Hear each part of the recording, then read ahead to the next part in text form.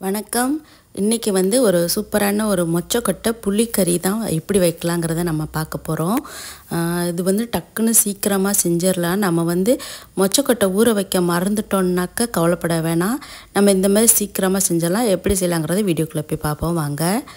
நான் வந்து இன்றைக்கி 1 கப் அளவுக்கு மொச்சக்கொட்டை, காஞ்ச மொச்சக்கொட்டை இருக்கும் பாருங்கள், அது நான் எடுத்திருக்கேன். இதை வந்துட்டு நம்ம நல்லா வந்து வறுத்து எடுத்துக்கலாம். இதை வந்துட்டு ஃப்ளேம் வந்து லோ ஃப்ளேமில் வச்சுட்டு நம்ம வந்து இதை வறுத்து எடுக்கணும். ரொம்ப ஹை ஃப்ளேமில் வைக்கக்கூடாது, லோ ஃப்ளேமில் வச்சுட்டு இது மாதிரி வறுக்கணும். இது பார்த்திங்கன்னா மேலே 2 பக்கமுமே வந்து கொஞ்சம் கருப்பாக ஆகணும். இந்த பாருங்கள், பார்த்திங்கன்னா உங்களுக்கே தெரிஞ்சிருக்கும். இந்த மாதிரி மேலே வந்து லைட்டாக கருப்பாக ஆகணும். இந்த மாதிரி நம்ம வறுத்துட்டு கறி வைக்கிறப்போ அந்த புளிக்கறி வந்து அவ்வளோ நல்லா வாசமாக இருக்கும். அந்த மொச்சக்கொட்டையோட வறுத்த அந்த வாசம்.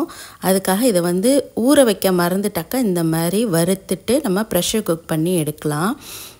எப்படி இருக்கணும்னு பார்த்தீங்கன்னா பாருங்கள், இந்த மாதிரி இருக்கணும். ரொம்ப கருப்பாக ஆகணும்னு அவசியம் இல்லை. 2 பக்கமும் பார்த்தீங்கன்னா இந்த மாதிரி டாட்டாக கருப்பாக இருக்குது பாருங்கள், அந்த அளவு இருந்தால் போதும். அதை நல்லா கழுவிட்டு அதுக்கப்புறம் நம்ம வந்து ப்ரெஷர் குக்கரில் போட்டு ஒரு 7லேருந்து 8 விசில் வரைக்கும் வைக்கணும்.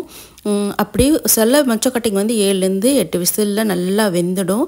அப்படி ஒரு வேளை வேகலைன்னா பயப்பட வேணாம். நம்ம திருப்பியும் இன்னும் ஒரு 2-3 விசில் கூட வச்சு எடுத்தோம்னா நல்லா சாஃப்டாக வெந்துடும்.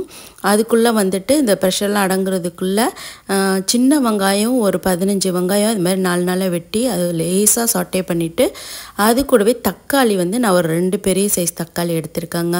புளிக்கு பதிலாக தக்காளி நான் வந்து கொஞ்சம் கூட சேர்த்துக்குவேன். அதனால் வந்து தக்காளி 2 இல்லாட்டி நீங்கள் 3 கூட சேர்த்துக்கலாம். இதில் வந்து புளி உங்களுக்கு வேண்டாட்டியும் இந்த மாதிரி நல்லா வதக்கிடலாம்.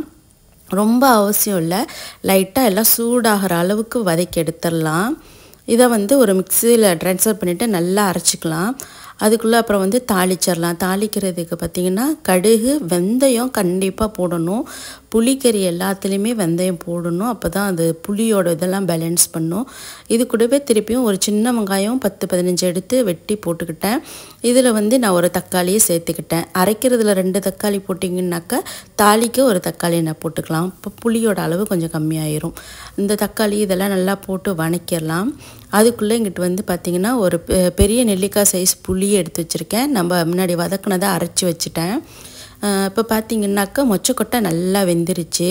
எனக்கு வந்து இந்த மொச்சக்கொட்டை வந்து நான் ஒரு 6 விசில் விட்டேன். எனக்கு வேகலை என்னோடய ப்ரெஷர் குக்கருக்கு. திருப்பியும் நான் மூடி போட்டு அது திருப்பி ஒரு 3 விசில் விட்டால் நல்லா வெந்துருச்சு. பார்த்திங்கன்னா நல்லா வெந்திருக்கும். இங்கே அந்த மாதிரி வேகலைனாக்கா திருப்பி ஒரு 2-3 விசில் விட்டு எடுத்துருங்க. வேக வச்சுட்டு அதுக்கப்புறம் நம்ம கறியெலாம் செஞ்சோம்னா கரெக்டாக இருக்கும். இப்போ இதை பார்த்திங்கன்னா நல்லா வதங்கிருச்சு. அது கூட வந்து குழம்பு மிளகாய்த்தூள் இருக்குது பாருங்கள், இறைச்சிக்கறி மசாலைத்தூள், அது நான் இது கூட சேர்த்துக்கிறேன். நல்ல எண்ணெயிலே வதக்கிட்டோம்னா இங்கே எங்களுக்கு வந்து பார்த்திங்கன்னா மசாலாலாம் இந்த மாதிரி தான் இருக்கும். அதனால் நாங்கள் வந்து எண்ணெயில் நல்லா வதக்கினா தான் அந்த பச்சை வாசனை எல்லாம் போகும். மில்லுலாம் இல்லாததுனால இந்த மாதிரி எங்களுக்கு ரெடிமேடாக தான் ஃப்ளார்ஸ் கிடைக்கும். அதனால் அதை நாங்கள் யூஸ் பண்ணிக்கிறோம். நீங்கள் வந்து உங்களுக்கு குழம்பு மிளகாய்த்தூள் இருந்துச்சுன்னா அது கூட நீங்கள் சேர்த்துக்கங்க. இது நல்லா எண்ணெய் பிரிஞ்சு வர்ற அளவுக்கு நல்லா வதக்கி விட்டுட்டு நம்ம அரைச்சி வச்சுருக்கோம் பார்த்திங்களா, அதை வந்து இது கூட நம்ம சேர்த்துக்கலாம். நீங்கள் வந்து இந்த மாதிரி அரைச்சி சேர்க்கலன்னா தேங்காய் பால் சேர்த்துக்கலாம். தேங்காய் பால் கூட நல்லாயிருக்கும். ஆனால் இந்த மாதிரி செஞ்சோம்னா தேங்காய் பால் வேணாம் அப்படிங்கிறவங்களுக்கு இந்த மாதிரி புதுசாக நல்லாயிருக்கும். ட்ரை பண்ணுங்கள். நார்மலாக புளிக்குழம்பு கூட இந்த மாதிரி வச்சோம்னா ரொம்ப டேஸ்ட்டாக இருக்கும். இப்போ அதில் இருக்க பச்சை வாசம்லாம் போகிற அளவுக்கு நல்லா வேக விட்டுட்டு நமக்கு வேணுங்கிற அளவு கொஞ்சம் தண்ணி சேர்த்துக்கலாம். இது கூட வந்து நான் இன்றைக்கி உருளைக்கிழங்கு சேர்த்துருக்கேங்க. அப்படி கத்திரிக்காய் பிடிக்குன்னா கத்திரிக்காயும் சேர்த்துக்கலாம். நான் வந்து உருளைக்கிழங்கு மட்டும் இதுக்குள்ளே சேர்த்துக்கிறேன். நல்ல கிழங்கு வந்து இதுக்கப்புறமா புளி தண்ணி இதில் நம்ம சேர்த்துக்கலாம். புளி தண்ணியெலாம் ஊற்றினா தான் நல்லாயிருக்கும். மோஸ்ட்லி மலேசியாவில் வந்து நிறைய பேர் புளி தண்ணி அவ்வளோ சேர்க்க மாட்டாங்க. ஆனால் புளி குழம்புக்கு கொஞ்சம் புளி தண்ணி சேர்த்தா நல்லாயிருக்கும். இது வந்து பார்த்திங்கன்னா நிலக்கடலையை வந்துட்டு கச்சாங்தானா சொல்லுவோம் பாருங்க, அந்த இது நிலக்கடலையை வந்துட்டு ஊற வச்சுட்டு இதை அப்படியே சேர்த்தோம்னாலே அது வெந்துடும். அதை வேக வைக்கணுன்ற அவசியம் இல்லை.